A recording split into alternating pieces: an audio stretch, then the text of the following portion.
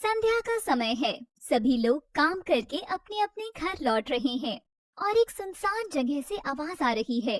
कोई लड़की चिल्ला रही है कि मुझे छोड़ दो, मुझे छोड़ दो, जो सुनने में एक बेहद डरी हुई आवाज से बोल रही है और आंखों से आंसू टपक रहे हैं। उस चीखने चिल्लाने वाली लड़की का नाम महिमा है, जिसे उसी गांव के लड़के सूरज ने बलि देने के लिए जंजीरों से बांध रखा है। तुम्हें ये रोता देख हमें बहुत खुशी मिल रही है। हा हा हा हा हा हा हा हा। मुझे छोड़ दो, हम तो एक ही गांव के हैं। महिमा के दोनों हाथ बंधे हैं और महिमा हाथ छुड़ाने की कोशिश कर रही है। महिमा की उम्र लगभग 15 वर्ष है। उसने सूट सलवार पहने हुए हैं। जब मैं तुम्हारे 17 दिन बाद अमावस्या को बलि दूंगा तो मुझे दैत्य शक्ति प्राप्त होगी। हा हा हा हा हा हा हा हा, दैत्य शक्ति।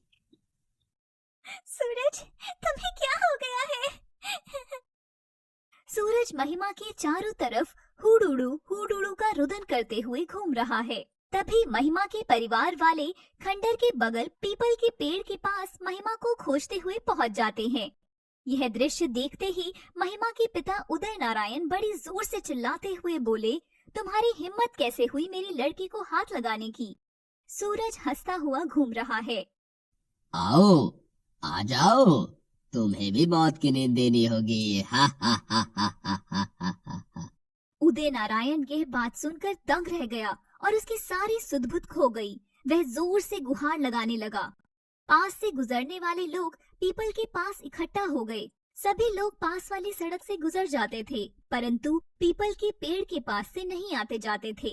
उस दिन कई लोग इकट्ठा हो गए। बहुत लोगों ने सूरज को पकड़ना चाहा, पर सूरज के पास पता नहीं कितनी शक्ति आ गई, सभी को एक झटके में गिरा दिया। ये नजारा होते होते सूरज के घर वाले भी आ गए। यह सब देखकर सूरज की माँ प्रभा देवी रोने लगी। मेरे बच्चे को बचाओ, मेरे बच्चे को बचाओ। सूरज को क्या हुआ है यह सब समझ चुके हैं, क्योंकि खंडर को भूत बंगले के नाम से जाना जाता है। इसके 50 मीटर दूर ही पीपल का पेड़ है। यह भूत बंगला यहाँ कब से है किसी को सच्ची बात नहीं मालूम। यहाँ सूरज ने तांडव मचा रखा है। मुझे कन्या की बलि चाहिए और शर्त ये है कि उसकी शादी ना हुई हो। तुम यहाँ से जाओ, तुम यहाँ से चले जाओ। मैं इसे बलि दिए बिना कहीं नहीं जाऊंगा। मुझे कोई नहीं रोक सकता। मैं 17 दिन बाद अमावस्या को बलि दूंगा। हा हा हा हा। तभी किसी ने फोन करके तांत्रिक ब्रह्मानंद को सारी घटना बता दी। ब्रह्मानंद तुरंत ही घटना स्थल पर पहुंच गया। ब्रह्मानंद को देखते ही सूरज की आंखें और लाल हो गई और चीते की तरह ब्रह्मानंद की तरफ झपट पड़ा। अहम खिरम खिरम खिरम, खिंचे खिंचे खिम खिम फट, हिसातव, आत्मा तेरा सर्वनाश हो। सूरज की आंखों में अंधेरा छा गया। उसकी आंखों के सामने कोई आग की जैसे लपक उठ रही हो। वह छटपटाकर गिर पड़ा। सूरज की माँ प्रभा देवी सूरज को उठाने के लिए आगे बढ़ी। अरे मूर्ख महिला, अभी प्रेत यहीं पर उपस्थित है। अभी भी उसके अंदर प्रेत आत्मा है। ब्रह्मानंद ने सूरज को उठाकर लोहे की जंजीर से पीपल में ही बांध दिया। उसके चारों तरफ आम की लकड़ी लगा दी और एक सुपारी निकाली, जिस पर सिंदूर लगाते लगाते मंत्र का उच्चारण करने लगा। ओम त्र्यंबकम यजामहे सुगंधिम पुष्टिवर्धनम उर्वारुकमे बंधनात् मृत्यु मोक्षय मामृतातम। तभी फिर सूरज की आंखें खुल गई और अपने हाथ पैर पटकने लगा। सबको मार दूंगा, सबको। सूरज ने बड़ी लाल आंखें की हुई हैं और खामोश होकर गांव के लोगों को व ब्रह्मानंद को देख रहा है। कौन हो तुम? मैं इसी खंडर में रहता हूँ, इसी खंडर में। तुम इस खंडर में कैसे आए? सूरज सोच में पड़ जाता है। बहुत समय पहले रामपुर गांव में दो परिवार रहते हैं, एक काली बंगी और दूसरा काली रोहतास। इन दोनों परिवार में आए एक दिन सोने की अंगूठी के लिए झगड़ा होता है। रोज पीपल के पेड़ के पास खूब मारपीट होती है। जिसमें काली बंगी के परिवार वाले ज्यादा जख्मी हुए और सोने की अंगूठी काली रोहतास के परिवार वाले उठा ले गए। काली बंगी के परिवार वाले इस अपमान का बदला लेने के लिए एकादशी के दिन काली रोहतास के घर में आग लगा दी और काली रोहतास के सभी परिवार वाले मारे गए। अंगूठी इसी खंडर में रह गई। इस अंगूठी को देखकर मेरे अंदर बदले की भावना जन्म ले लेती है। काली बंगी का परिवार आज पूरा गांव में तब्दील हो गया है। मुझे पूरे गांव को मारना है।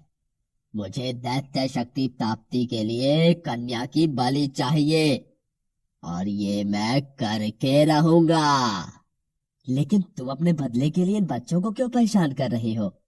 मैं बदले की भावना भूल गया था, तो इस सूरज ने फिर बदला लेने पर मजबूर कर दिया है। अरे सूरज तो बालक है, इसने क्या कर दिया? इसने मेरे ऊपर थूक दिया है। मैं इसे नहीं छोड़ूंगा।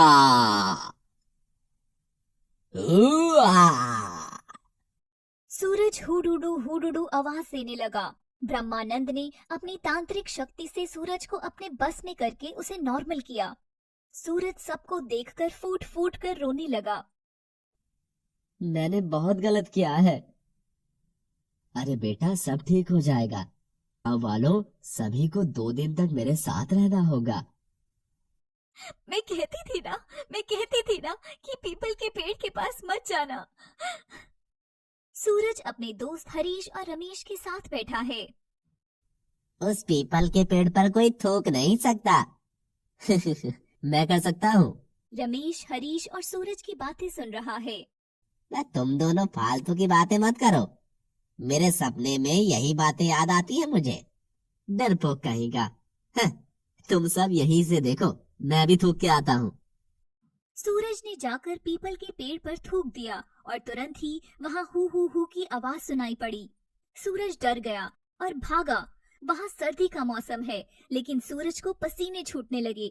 वह हरीश और रमेश के पास दौड़ता हुआ आया, लेकिन दोस्त मजाक बनाएंगे इसलिए किसी को कुछ नहीं बताया। मम्मी, मैं आज उस पीपल के पास गया था। जब मैंने मना किया है तो वहाँ क्यों गए थे? उसी रात को सूरज को वही ख्याल आता है कि हु की आवाज से वह डर जाता है। फिर अपने पापा के पास जाकर सो गया। 2-3 दिन में कुछ नॉर्मल हुआ, फिर अकेले सोने लगा। अमावस्या की एक रात को सूरज उठकर पीपल के पेड़ की तरफ जाने लगा। सूरज पीपल के पास आया और उल्टा खड़ा हो गया। हुडुडू का तांडव मचाने लगा। वह धीरे धीरे खंडर की तरफ बढ़ने लगा और हवा साए साए चल रही है। सूरज उल्टा सीधा तिरछा किसी भी कोण से चल रहा है। भूत बंगला आ गया। दरवाजा आधा खुला आधा बंद है। सूरज पागलों की तरह बिना पल के झपकाए आगे बढ़ रहा है। तभी एक भारी कर्कश आवाज आई। तुमने ही मेरा अपमान किया है। तुम मुझे अब शक्तिशाली करोगे। काली रोहतास की तरह काली बंगी के गांव पर अब भूतों का राज होगा। ओ! सूरज को एक अंगूठी दिखाई दी। उसने उठाकर पहन ली। इसके बाद सूरज को कुछ याद नहीं कि सूरज कैसे घर आया। तुम यहाँ कैसे पहुँची? जब मैं अकेली थी तो सूरज ने मुझे बंदी बना लिया और पीपल के पास ले आया। कल शुक्ल पक्ष का दक्षिणायन है, जिसमें प्रेतात्मा को भगाया जा सकता है।